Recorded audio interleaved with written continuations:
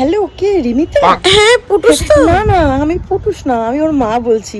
আসলে আমার মেয়েটা একটু পড়ছে তো, তাই আর ওকে ফোন দিয়ে ডিস্টার্ব করতে চাইনি। কি হয়েছে মা, আমাকে নয় বলো, অসুবিধা নেই। ও আচ্ছা আচ্ছা, কোন চ্যাপ্টারটা ভালো করে পড়ছে ঠিক বলতে পারবো না। আচ্ছা ঠিক আছে, ওর পড়া হয়ে গেলে আমি নয় ওকে ডেকে আমি জিজ্ঞাসা করে তোমাকে বলছি। তা মা বলছি যে তুমি কোন কোন চ্যাপ্টার গুলো ভালো করে পড়ছো? 3 নম্বর আর 4 নম্বর। 3 নম্বরের 4 নম্বর চ্যাপ্টার।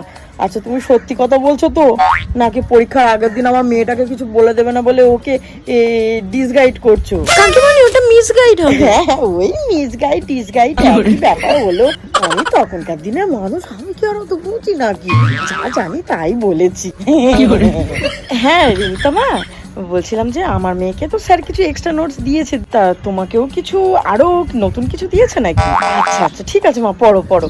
ও উঠলে বলছি, ঠিক আছে। হ্যাঁ হ্যাঁ হ্যাঁ। সব জেনে নিয়েছি, এবারে মেয়েটাকে ডেকে এই বলি। মানা, মানা।